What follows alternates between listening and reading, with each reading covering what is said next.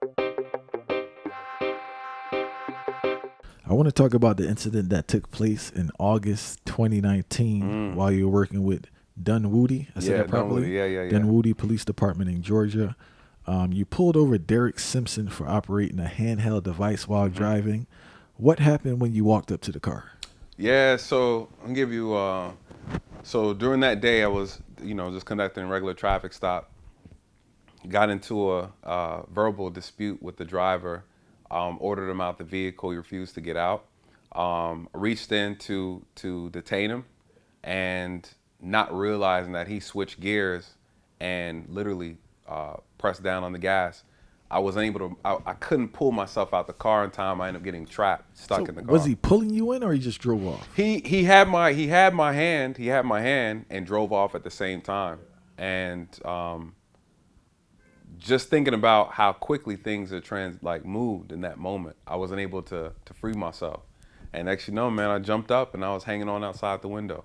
How long did he drive with you in the window? It had to have been probably. Um, it's hard to say when you watch the video. Maybe a minute. If that, maybe it's So definitely less what than a was minute. going on? You was just cursing that dude? Were you thinking Nah, about man, getting I lucid? was actually no, I was actually very calm. I was asking him to slow the vehicle down so I can let go.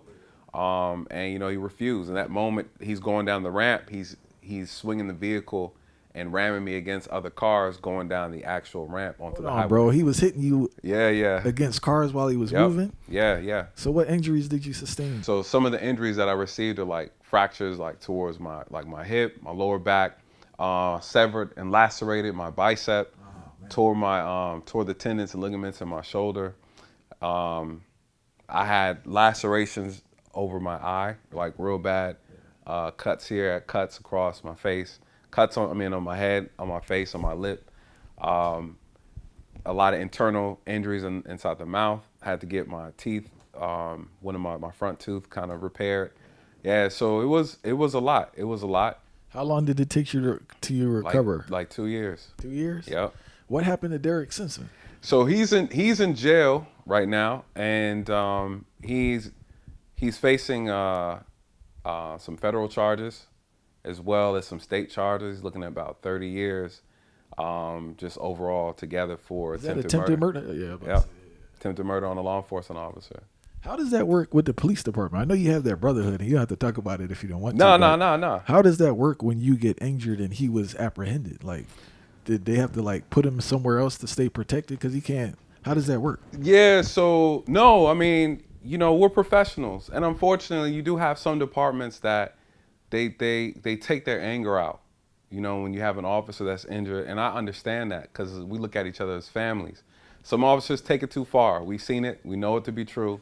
And my department, full of professionals. They were able to catch him. They had to tase him, but they apprehended him. He wasn't assaulted. He wasn't beat down. But then he didn't fight either, right? So there are departments, there are police officers that do things by the book, even in the midst of tragedy. And at the time of my incident, no one knew I was still alive. Like they just knew that I was laid out on the asphalt on the interstate. But they were concerned about my safety because they didn't know what condition I was in. Were you conscious? No. Yeah, so I hit, I think, 3 vehicles. The third vehicle was a white van that was actually on the interstate. Once I hit that one, I blacked out and laid out across the street. There were people on the interstate that got out to stop traffic and everything to make sure I didn't get ran over. The mentally now recovering from that, what's that process like? Man, it was tough, bro.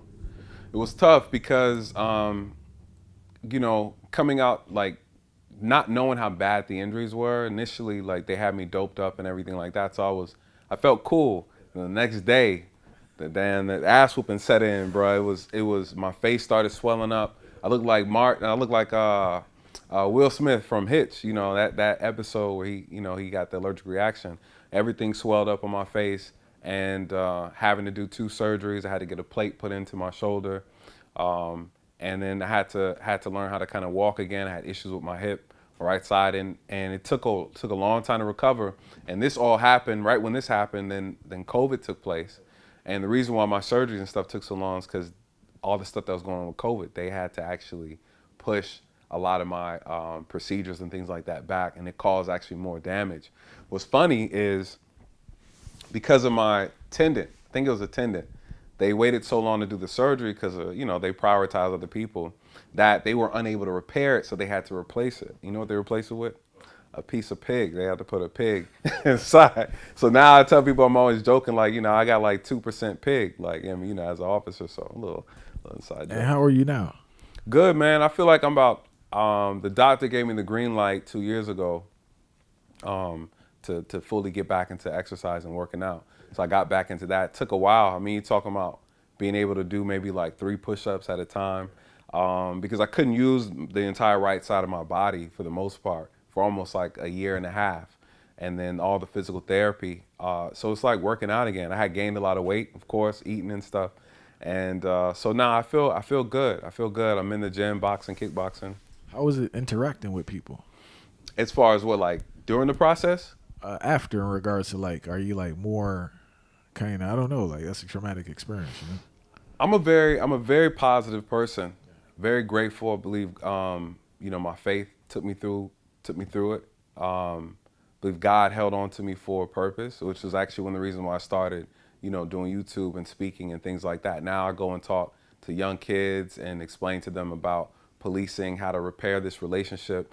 And a lot of that comes from the idea that I don't want someone to, one, make a mistake that suspect made, that Derek Simpson made with me in that interaction, and now their whole life now is being have to lived out through in prison. You know what I mean? The dude Derek Simpson, did he have a warrant or something? Was he high or something? Like drugs. Like drugs. Yeah.